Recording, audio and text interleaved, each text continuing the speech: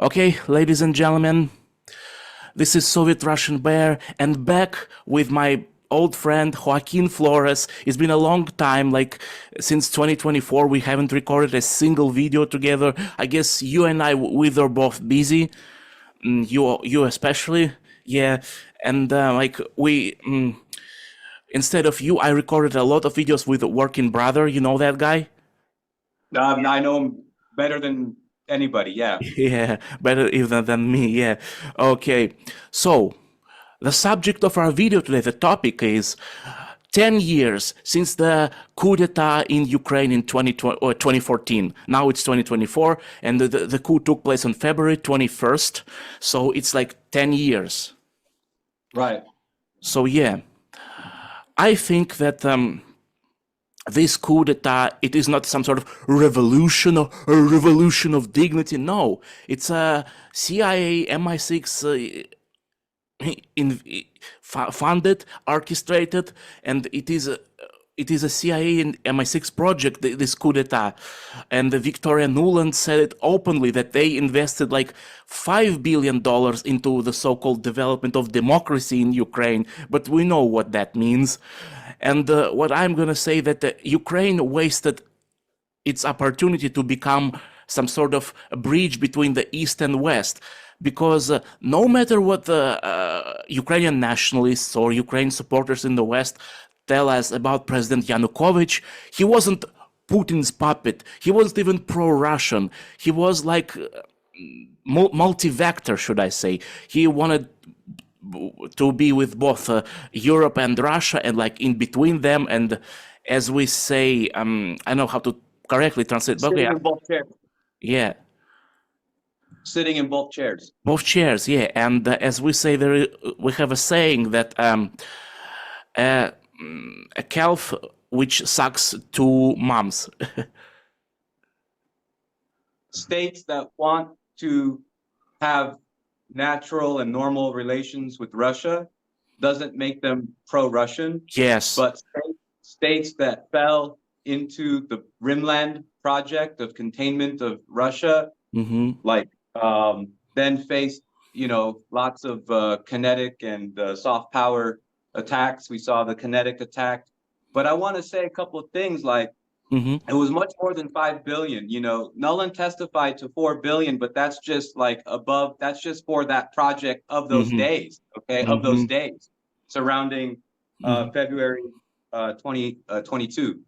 Sorry, 2020, 2014. And going back before 2014, they had invested countless billions. They have black budget, they have congressional budget, they have the National Endowment for Democracy, USAID, and then you have billions and billions and billions through Soros type or Soros directed NGOs that operate in the quasi-private sphere. They're non-governmental, and those go back to the have their origins in the whole bribing scheme. When you go back to 91 and the Rada and they took away the vote from the people who voted 2 or 3 times in multiple referendums, yes, to be a separate political entity from the Russian state, but to be in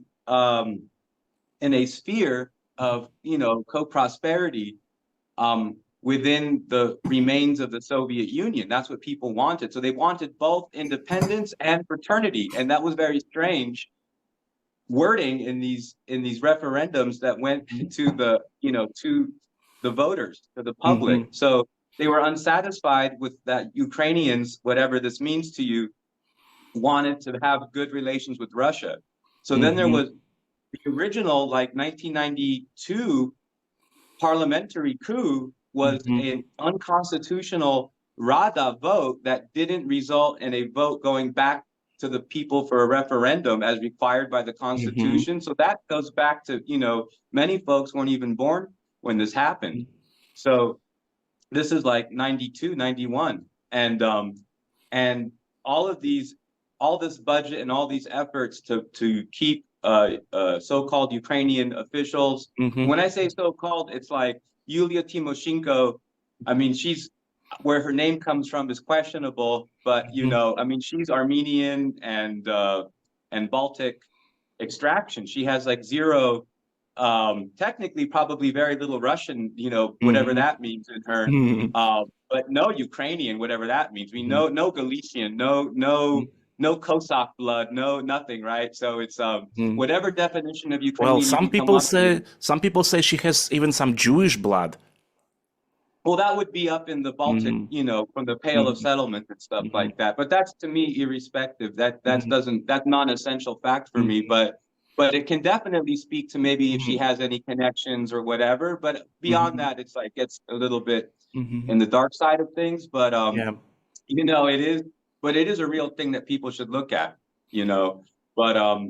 But more importantly are the things that she did, not the immutable characteristics of her, of her parentage or whatever. That's not as relevant. But the crimes that she committed and the calls for, she was talking in the 90s and early 2000s about we have to destroy the Russians and we have to burn the fields and we have to ethnically cleanse them from here to Moscow. I mean, this was, you've never had a Russian statesman, you've never had a Russian official speak openly about genocide or privately, but as a public, this is a politician that was running on this platform, decades ago. So this is stuff that people need to know about. But then when she's in office, right, because of the reality of Ukraine, which is really, the people are actually more pro-Russian than is being told in the story. And there's a silent majority. I'm not talking about in the parts of historical Russia. I'm not talking about the lands that are far, far east of the Dnieper, right? I'm talking about in all of Ukraine. There is a silent majority that wants normal relations. It doesn't mean that they have a picture of Putin in their house. It doesn't mean that they want to wave Russian flags, but they want normal, fraternal, healthy, sane relations with Russia in the economic and cultural spheres. This is a silent majority.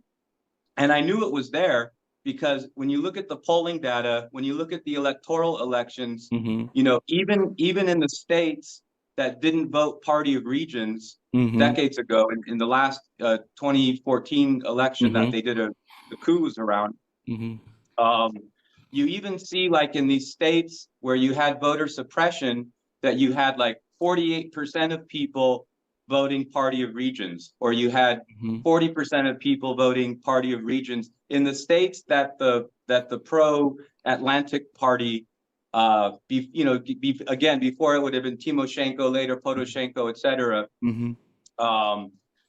would have been suppressing that population because the voting counting methods were regionalized. So the party apparatus that controlled the vote counting, right? It's not who votes, it's who counts the votes, right?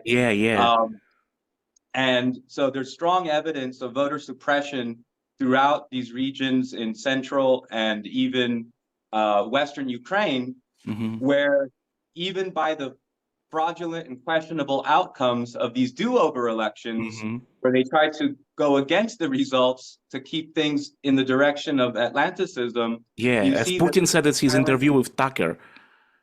A silent majority. Yeah, Putin said the same thing in the interview with Tucker, that Ukrainians actually want good relations with Russia. That's not the same thing as that they're Russian patriots, but just to be realistic, Yes, and the third tour of the vote was absolutely against the Ukrainian constitution, and Putin pointed that out.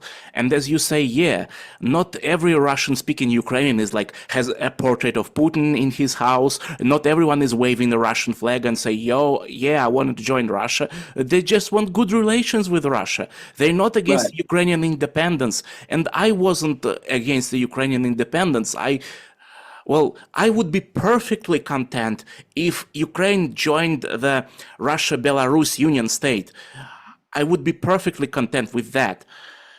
But not now, obviously, And back then, when the coup was in progress, when the Yanukovych was ousted out of Kiev, he went to Kharkov, but then to Rostov, and he's now, I believe he still resides in Rostov-on-Don in Russia. Right. Yeah. Yeah. So, but why did the protest start? Yanukovych came to Vilnius in 2013, I mean. He came to Vilnius and he was proposed to sign the association treaty with the EU. But Yanukovych actually read through the treaty and he says, no, it opens everything, all the markets of Ukraine for the EU, but Ukraine can't sell anything in return. So it's this agreement was not beneficial for Ukraine and its people. And Yanukovych said, no, I'm not going to sign that. And so after he said no, he's not going to sign that, the Maidan began. They started to prepare the protests and they set up all the infrastructure, like field kitchens for the protesters, and yeah, and then the infantry, the foot soldiers of this Euromaidan were people from the Western Ukraine who came to Kiev, and the Pravi sector was formulated back then in 2014. I still remember that, and I remember the Berkut riot police being burned alive, being thrown Molotov cocktails, beaten with chains. I remember them being run over with a bulldozer. Yeah, I remember this footage. I remember this. Yeah, I mean, the thing is, we have to go even back farther to understand where these armed protesters, whatever that means, like that's a new term, new concept, like you know, red flag right there. Armed protesters, okay. Yeah. That doesn't sound like a protest. They're armed. A riot. Yeah, it's a riot. Right. I mean, this was an insurrection, right? This was an armed insurrection. The armed insurrection, these armed protesters, what people have to understand is that these were all people that were former military or military off duty in the Ukrainian military of certain divisions in the Ukrainian military. So even though this whole process, this goes, you know, to culminates in these events in 2014, there was also the Orange Revolution before that. You know? Yeah. And the thing is that, but this actually goes back to 1992, again, when Ukraine first began to reform its army in that early year, 1992, after the coup in the Rada that went against the referendum of Ukrainian people, okay? Ukrainian people wanted this to be in a CIS, Confederation of Independent States, yeah. what it was called at that time, okay, CIS. Ukraine wants to be in the CIS. That's the result of these referendums. Now, Ukraine, the Kuchma, and these other pro-Atlanticist actors, what do? They immediately form a new branch of the military, and it's the foundation of the territorial defenses, but at the time it's called the National Guard. Yeah. And they draw 100% of the men from this new National Guard, Nacgardia, are 200,000 of them. They're all 100% drawn from Galicia, historical Galicia, and the regions in the far west. And these are the guys that you would see time and time again. They can put them in uniform, out of uniform. They can stage them for protests. And we saw a lot of these guys in 2014 that had not only been part of the National Guard, Nacgardia, territorial defenses in those stages, but were also people that were parts of these openly Nazi organizations that were openly, I mean, you go into offices and they have portraits of Adolf Hitler and Bandera, and this is like their belief system and stuff, which is, you know, people can have beliefs. If it's like a football club, I don't care. You can have bikers who love Hitler. That's fine. I don't care. You know what I mean? Like people are going to believe. You can't control what people believe like this, right? But when you start to say, let's make a political party to have an agenda for seizing power based upon these Nazi ideals, not just like a hat tip to the past or let's troll the opposition with Nazi symbolism. Like, no, this is true. Like, these guys are into fucking blood and soil and the whole racial thing and the Aryans and all this stuff. So it's a very, very serious thing.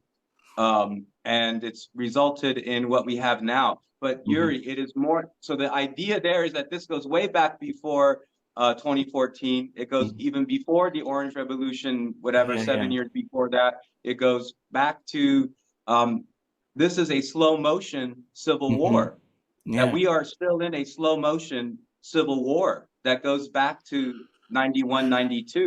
You know, Yuri, and the thing is that you know, if it had gone from the events from 92, and then you had a Maidan in 95, let's just say, you know, Yeah. and then you had the arming of NATO and the deployment of the NATO forces into Ukraine by 96, you know, and then Russia had to go in then the way that they did in 2022, right? People would more clearly see this as one single event, because it really is one single event. But because it was tactically planned to spread out over time, just like the growth of the EU, right? Yeah. It was strategically planned to be spread out over time so as to not provoke the histamine response of either the Western states or the Russian state. And it was meant to kind of make everything seem normal and slow. Oh, this country's going to join NATO. 3 years later, oh, this country's joining NATO. You know, Yeah. a couple years later, oh, this country's joining EU. A couple years later, oh, this country's joining EU, right? So they kind of slowly. The plan was to accomplish the things that Hitler and the Third Reich had accomplished in 2 or 3 years, but to spread it out over 30 years. And by spreading it over 30 years, they normalized things. And then things happen so slowly that you take them for granted as facts of life. And then you have issues of consistency in government, because the West is controlled by the banker oligarchs. So it doesn't really matter which prime minister is there, which president is there. They just, you know, it's like a carousel, it's musical chairs, right? Yeah. But if you actually have a state where the leader is in control and is working against the more rapacious elements of the market and predatory elements of the ruling class in the Russian oligarchy, if the state has power over them, then that state has to have a consistent plan and a consistent vision over decades.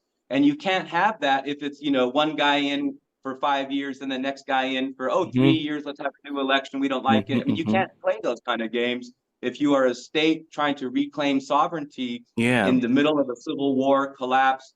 So these things were spread out over many decades in a way to trip all these different wires and not trip other wires. And it has led to this kind of natural normalization that NATO should be expanding, that EU should be expanding, even though when you go back to the original agreements, which failed to make the level of treaty, but which Gorbachev and Bush and Reagan and leaders at the time had agreed, they were like, you know, this is not what we're supposed to be doing. And they said, yes, sorry, we tricked you. And that was what they said. They said, we fooled you. You were, you know, shame on you, you know. So, and I think that the Russian leadership had taken responsibility for that. And you saw lots of heads roll. You saw lots of turnover in power. You saw lots of people from the Johnson clique get moved over. You saw people coming through new vectors in power in Russia on a plan to take power from these Western infiltrated oligarchs that were, you know, causing mayhem in Russia. Look at the vast privatization of industries that occurred, the spiking of alcoholism, the suicide rate. Remember the economic destruction. I mean, you lived through it. You were there. So even though I wasn't a grown adult back then, I was just a kid. I was born in 1987. I was 4 when the USSR collapsed. But I remember things. I remember people coming from first Chechen war with PTSDs. I remember people killing themselves by alcohol. I remember some people couldn't even afford to clothe their kids, to feed them, to take them to school. Yeah. And only under Putin it started to get in slowly, not overnight, not in 5-10 years, slowly, like in maybe in 2010, after the 2000s, because the 2000s were like the time of high oil prices. But I don't think it just was exclusively due to oil prices. Putin has everything to do with that. Putin and his team, his team of good managers, of good statesmen. Yeah, but anyway, speaking of... Well, that's very interesting that you mentioned that. Let me say that, because this is something that Tim Kirby has talked about before, and it's very important information for Westerners to understand the linkage between alternative energy and like this kind of new burst of Green New Deal politics. This actually goes back to Russia in the 90s. So what they were basically doing, what people have to understand is that a lot of the stuff around free energy or cheap ways of cheap energy that doesn't come from the ground, right? Natural gas, oil, whatever, right? The idea that there's cheaper energy that's not nuclear and doesn't come from the ground is a myth that was being created through scientific vectors, non-political vectors, National Geographic, scientific discovery stuff, like just very mainstream Western ideas that we're on the, this is like 30 years ago, right? That we're on 40 years ago. We're on the precipice, that we are now on the precipice of alternative energy, right? So what they were telling the Russians is, look, unless you sell all of your resources, your energy resources for super, super cheap, if you raise the price, then that is going to have a market effect on making investment and development into alternative energies much more viable, right? It's going to be much more attractive for investors in the West to invest in rolling out and implementing the next generation of energy, right? That was a fiction, never happened, right? But that was a psychological operation that was done on Russians, on Russian leadership, to make them think that, hey, the US is, maybe there was UFOs. Who knows where this information, who knows where this technology comes from? Wow, this is crazy. Like, they've got the 0 point machine or something, right?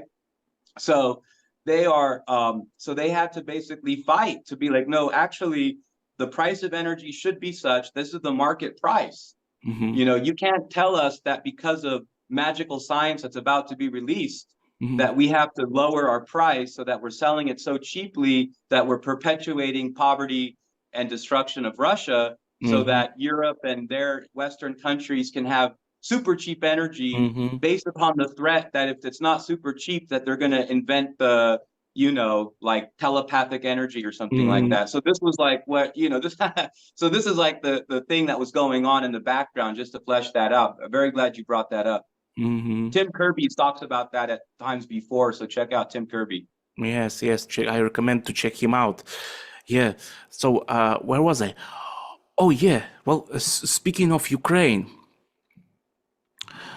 well, the people there.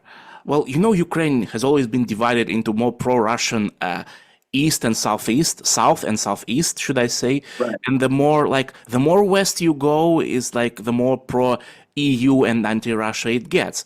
Well, the most, like, should I say, the hotbed of Ukrainian anti-Russian nationalism are the three oblasts in the west, like Ternopil, Lvov, and Ivano-Frankivsk. These are the most like anti-Russian oblasts in Ukraine. So what I am talking about is that the Western oblasts were looking down upon the people on the south and the east, calling them not true Ukrainians, not Ukrainians at all. They are Russians. That they look themselves as they looked at them at the fifth column of Moscow. So when Donbass started its rebellion against the Kiev regime, there were a lot of people from central and western oblasts who came to Donbass and started to commit violence, to rob the people, to enter their homes. And there is a Russian movie called Солнцепёк that shows these events, and the shelling of civilians. So how did it change? Like the country was like a year or two ago. I remember the Euro Cup 2012, football Euro Cup 2012. Back then, Ukraine seemed as united as it was never before. But suddenly, it changed, and I know there was always this kind of nationalism. So, are people doing this for money? Because I don't know.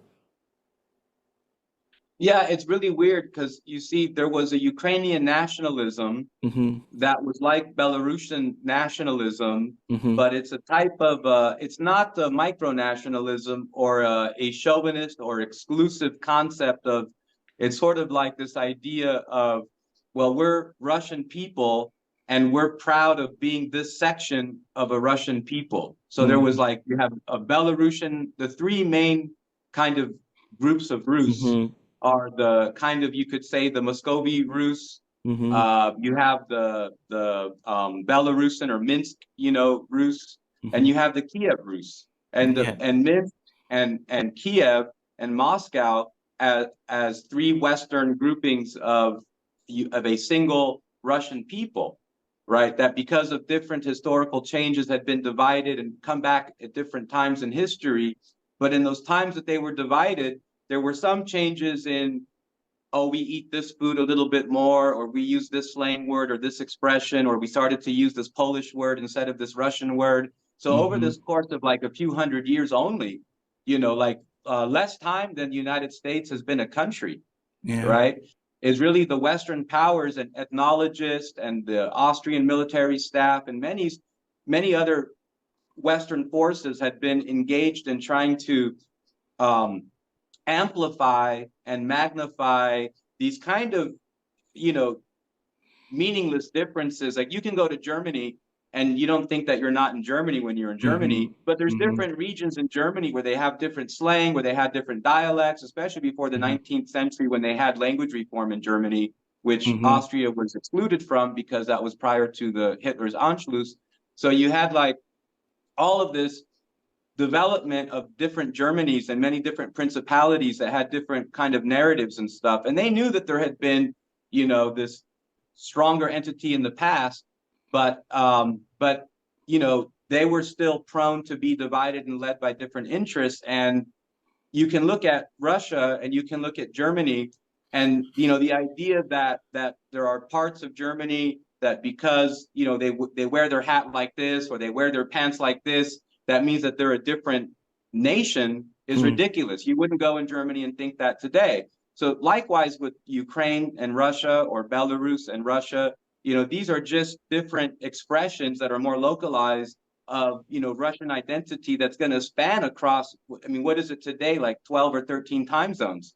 So it's kind of, it's different it's hard for people in the West that come from this kind of Westphalian framework of nation states from the middle 17th century, I think 1648 or so, that that every single state is a little sovereign. And then you have the UN system. Before that, you had the League of Nations system. And that every single micro state is supposed to have a seat at the United Nations, right? But we don't have that in the United States. You don't have the Cherokee League with a seat at the UN. You don't have the Navajo with a seat at the UN. You don't have the Hopis with a seat in the UN. You don't have Uto-Aztecan people with a seat at the UN, right? You don't have Iroquois with a seat at the UN. You have many nations of Native Americans in the United States that are sovereign, their territory. The Indian lands are sovereign lands within the United States that are owned, controlled by the Native Americans, right? They work with the Bureau of Indian stuff, and they do have a second class relationship in terms of they don't sign treaties with the outside world. You understand? So that's like, imagine thinking that's very similar to what's going on in Russia or with Ukraine. Like Ukraine, one of the reasons that when the League of Nations was a system, right? When the League of Nations was a system, one reason that the Russians decided to kind of build up this fake concept of independent Ukraine was so that basically the Russians would have multiple seats at the League of Nations. So, but even at the UN, Ukraine had a seat, I believe, in the General Assembly, separate from the Soviet Union as Soviet Ukraine, but not at the Security Council, of course. But there have been many different ways that it basically gave Russia one more vote, but it backfired, long term. But I think this was not a plan that was stupid, but obviously you have an opponent and they're going to be looking at things that you're doing that work. And one of the things that works, you actually attack people's strengths, not their weaknesses. So a lot of these strengths of having kind of recognizing some pseudo independence of Ukraine had been part of the Soviet experiment too. And I think all those things were intelligent in their own way. There's a logic behind it, at least in the time. But then you see over the decades how Western vectors of power are able to manipulate, create divisions. And then you have just good old-fashioned bribery. Like, what's a few $1 million going to do? A lot, right? if a few $1 million goes into the pocket of Kuchma or anyone else, you know, then you're going to have, you know, with these changes that have occurred in Ukraine, even though there's been billions of dollars from the West pumped into Ukraine, this has gone into the hands of a few people.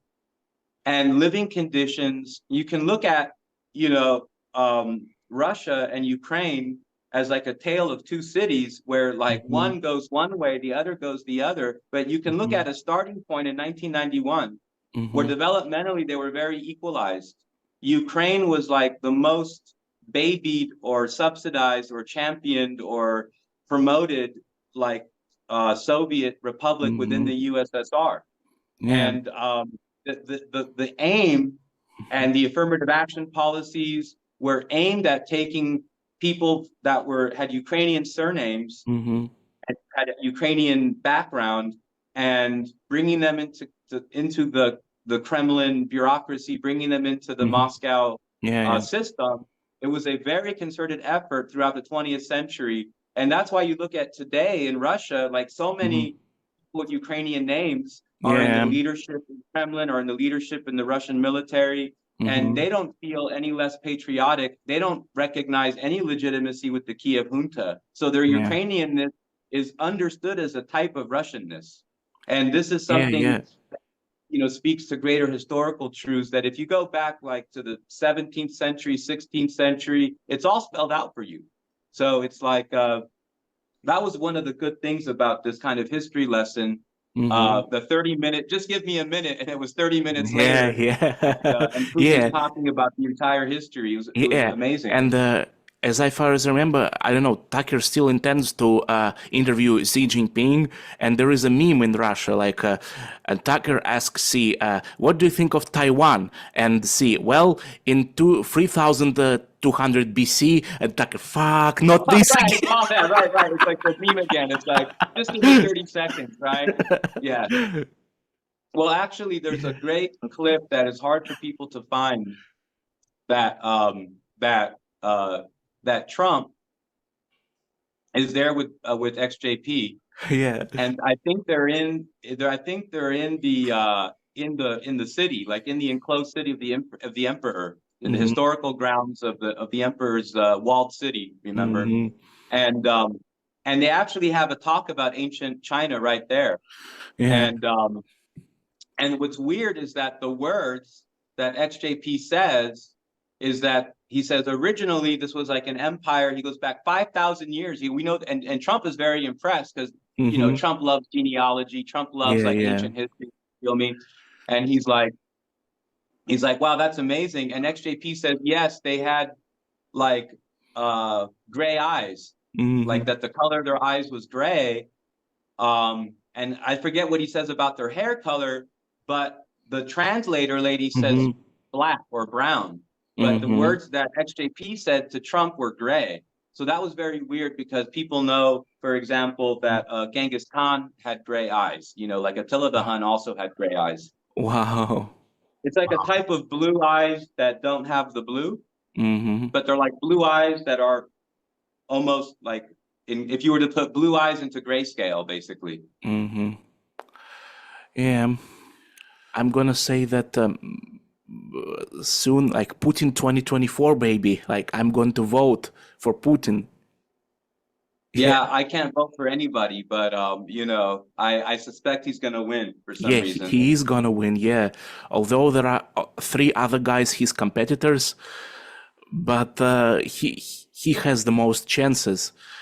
And well, I already. Well, he's got about 65% approval rating on the subject of the war, but he's got 75% approval rating overall about because people aren't only focused on one almost subject 80%. in Russia. So almost 80%. 80%. Yeah. That's how it is. He's very popular. He's very, very popular. Biden can only dream of such popularity. He would kill for such ratings for